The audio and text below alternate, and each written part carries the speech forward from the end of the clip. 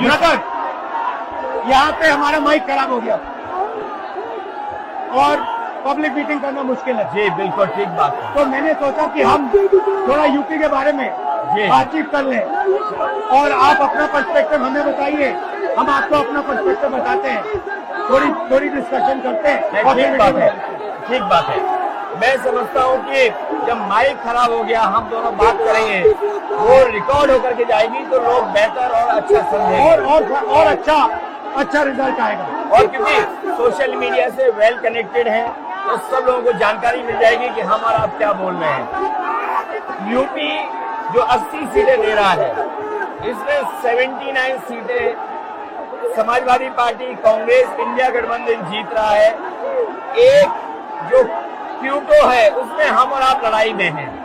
और इस बार क्यूटो नाम कैसे जापान वाला ही है? ये क्यूटो क्योंकि जो प्रधान सांसद हैं, उन्हें सपना दिखाया था काशी के लोगों को कि दुनिया की सबसे बेहतर सिटी बनेगी क्यूटो।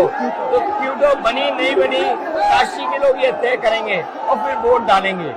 तो इस बार मन मर्जी नहीं चलनी है, मन की बात नहीं चलेगी, हमारे आपकी बात और 140 करोड़ लोगों की बात और संविधान की बात होगी।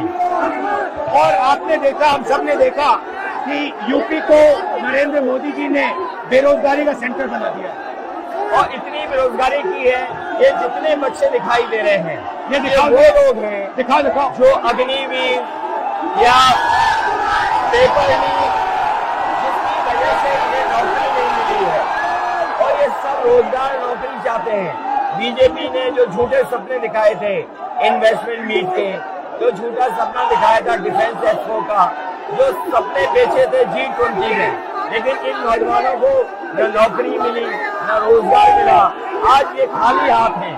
तो इसलिए हमें और आप मिल के जो आपने कहा, जो इंडिया गठबंधन कह रहा है कि 30 लाख बच्चों को नौकरी दी जाएगी, उस दिशा में हम लोग काम करेंगे। और पहली नौकरी पक्की स्कीम जिसके माध्यम से हर ग्रेजुएट को नौकरी का अधिकार, बेहतरीन ट्रेनिंग और बैंक अकाउंट में 1 लाख रुपए साल के। आपने नोट किया कि मोदी जी खटाखट बोलने शुरू कर दिए। ये आपके खटाखट के बाद वो रटारट खटाखट कर रहे हैं।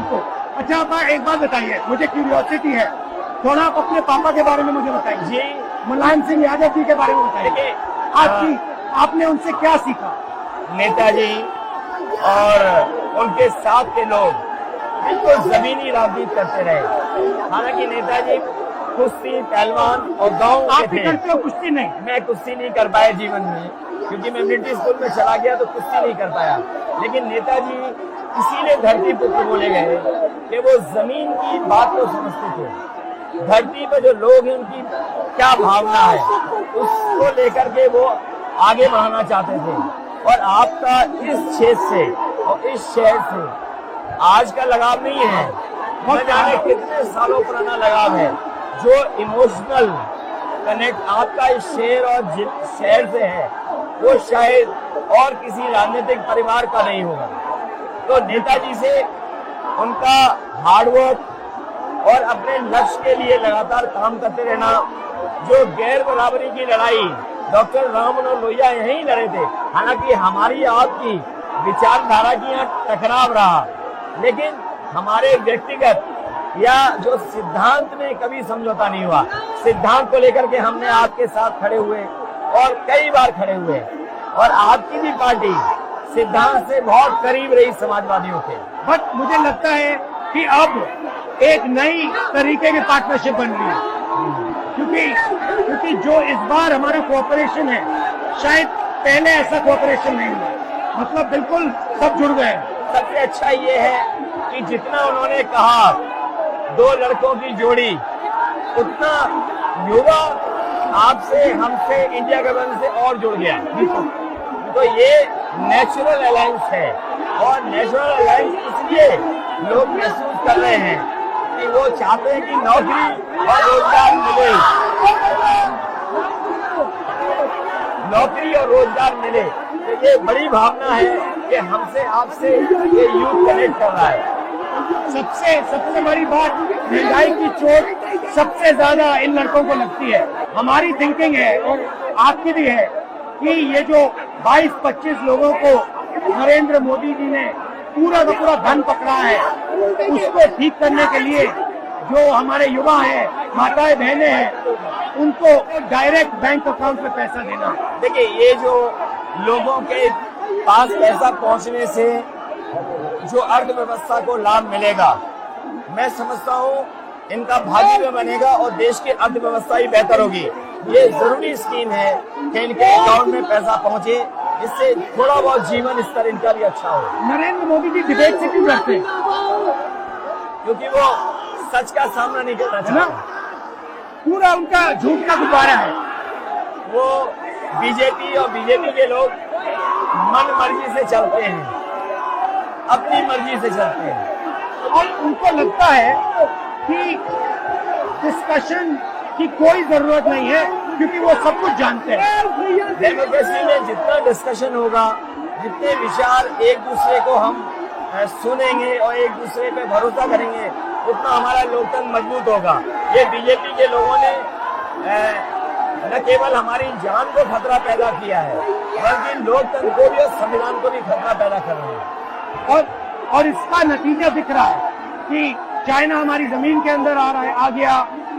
ये बेरोजगारी बढ़ती जा रही है, जो प्रोडक्शन होता है वो नहीं हो रहा है, और पूरा का पूरा एक्सटॉर्शन, ईडी, सीबीआई, ये लोग मतलब एक्सटॉर्ट कर रहे हैं। कई बार सुनने को मिल रहा है और सरकार स्वीकार नहीं कर रही है, लद्दाख की हमारी सीमाएं सुरक्षित हो गई, और अरुणाचल के आसपास या सीमा जो चीन से छू रही है वो बहुत असुरक्षित है। तो चीन से जहाँ हमारा सीमाओं का खतरा है, वहीं चीन से हमारे बाजार को भी खतरा है।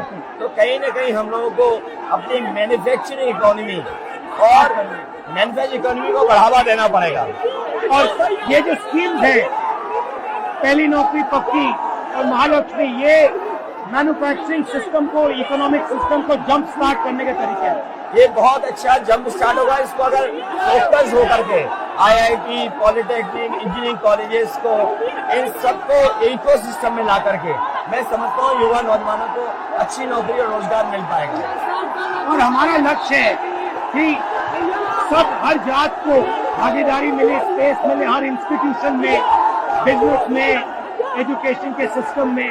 तो वो हमारा, हम दोनों का लक्ष्य है। बिल्कुल। और क्योंकि जो बात सभी दल कहते थे, आज इंडिया गठबंधन कांग्रेस भी कह रही है कि सामाजिक न्याय जरूरी है, जाति जनगणना जरूरी है। देश के लिए ये बड़ी चीज है।